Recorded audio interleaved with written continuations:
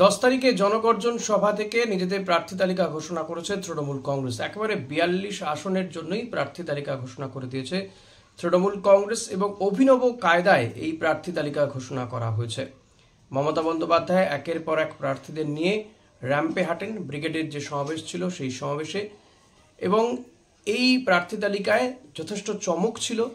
ইউসুফ পাঠান, যেখানে বহরমপুর থেকে প্রার্থী হচ্ছেন, প্রাক্তন ভারতীয় ক্রিকেটার, তাকে প্রার্থী করা হয়েছে। পাশাপাশি বেশ কিছু কেন্দ্রে তরুণ মুখকে নিয়ে এসেছে এবার তৃণমূল কংগ্রেস, এবং গতবারের হারানো সিটগুলোতে তারা জিততে মরিয়া, সেটা তাদের প্রার্থী তালিকা দেখলেই বোঝা যায়।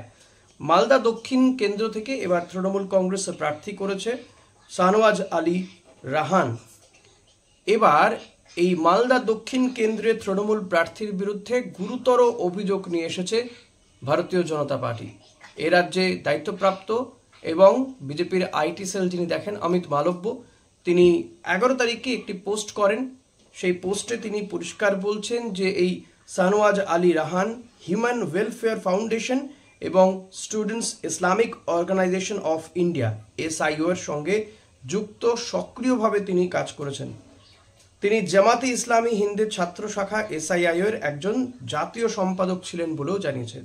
এর সিস্টার কনসার্ন বাংলাদেশের জামাতে ইসলামী, বাংলাদেশের হিন্দুদের বিরুদ্ধে যারা 1971 সালের যুদ্ধাপরাধের পেছনে ছিল।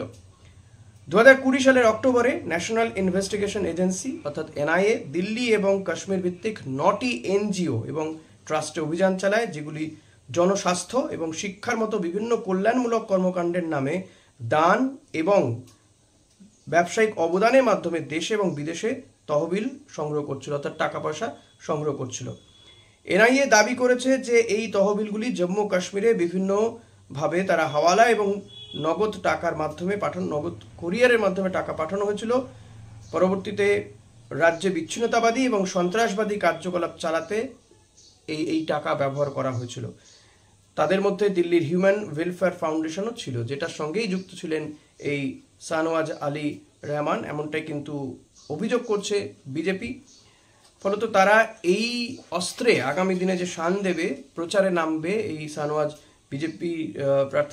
বিজেপি তারা অভিযোগ করছে যে তৃণমূল কংগ্রেসের এই যে প্রার্থী শাহনওয়াজ আলী রাহান, তার বিরুদ্ধে তারা এই অস্ত্রে শান দেবে। মোটামুটি ভাবে অমিত মালব্যর এই পোস্ট থেকে বোঝা যাচ্ছে তাদের আরও বক্তব্য যে মমতা বন্দ্যোপাধ্যায় একজন উগ্রবাদী, হিন্দু বিদ্বেষী, ইসলামিক গোড়া সন্দেহজনক প্রমাণপত্রাদি এবং যারা ভারত বিরোধী কার্যকলাপের সঙ্গে যুক্ত এমন একজন ব্যক্তিকে মালদা দক্ষিণ কেন্দ্রের প্রার্থী করেছেন। এবং মালদা দক্ষিণ কেন্দ্র একটি সীমান্তবর্তী অঞ্চল, সীমান্তবর্তী লোকসভা, সেখানে এমন একজন প্রার্থী করা হয়েছে যিনি CAA এর বিরুদ্ধেও প্রচার করেছেন।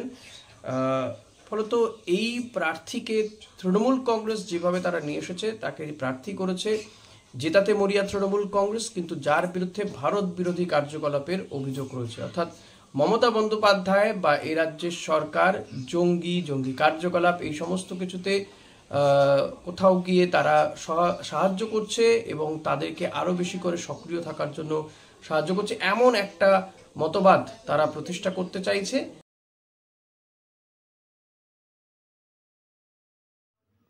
অক্সফোর্ড ইউনিভার্সিটির এই প্রাক্তন অধ্যাপকের বিরুদ্ধে এই অভিযোগ ওঠায় আমরা কথা বলেছিলাম মালদা তৃণমূল নেতা কৃষ্ণেন্দু নারায়ণের সঙ্গে। কি বলছেন তিনি শুনবো। শাহনওয়াজ দেশদ্রোহী হয়, তাহলে হঠাৎ ইলেকশনে দাঁড়াবার নাম প্রকাশের সঙ্গে সঙ্গে কথা বলছেন কেন? উনি তো অনেক আগে, যদি ওনার কাছে তো অনেক আগে তথ্য ছিল, তো আমাদের তো অনেক এজেন্সি আছে গভর্নমেন্টের, আছে, ফরেন অ্যাফেয়ার্স এ দেখে, ইন্টারনাল দেখে, CBI দেখে, মানে নাম কি CIA দেখে, তারপরে IB আছে। তো এতগুলো রিপোর্ট উনার কাছে থাকতেও উনি ওর বিরুদ্ধে ব্যবস্থা নিলেন না।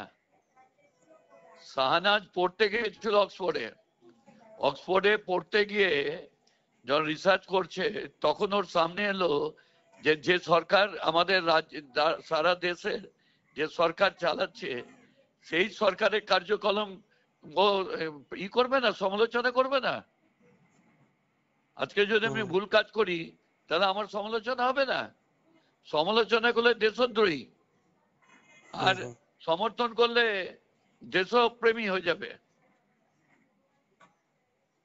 কোয়ালিফাইড ছেলে, নিম্ন মধ্যবিত্তের পরিবারের সন্তান, তার ওয়াইফ হচ্ছে MRCP লন্ডনে, তার ও নিজে জার্নালিজমের নিয়ে MA করেছে, আরেকটা MA করেছে, টাইমস অফ ইন্ডিয়াতে কাজ করেছে, এই সময়ে কাজ করেছে, অনেক পত্রপত্রিকা লিখেছে।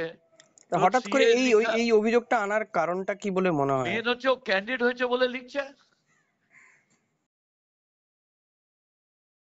যদি এই সানোয়াজ আলী রহমান তিনি যদি সত্যি ভারত বিরোধী কার্যকলাপের সঙ্গে যুক্ত থাকেন, প্রশ্ন জাগে তাহলে তার বিরুদ্ধে কেন এতদিনেও ব্যবস্থা নিল না দিল্লির সরকার? UAPA ধারা তো যে কারোর বিরুদ্ধে লাগিয়ে দেওয়া হয়, তাহলে তার বিরুদ্ধেই বা কেন লাগানো হয়নি, কেনই বা তাকে গ্রেপ্তার করা হয়নি যদি তার বিরুদ্ধে সঠিক কোনো তথ্য প্রমাণ থাকে? এরকম একাধিক প্রশ্ন উঠছে। আপনারা কি মনে করছেন? আপনারা জানান আপনাদের কমেন্ট করে, আমাকে কমেন্ট করে জানান আপনাদের কি মনে হয়, এবং বিজেপির এই রণকৌশলকেই বা কিভাবে দেখছেন সেটাও জানাতে ভুলবেন না। লাইক, কমেন্ট, শেয়ার করতে ভুলবেন না। Thank you.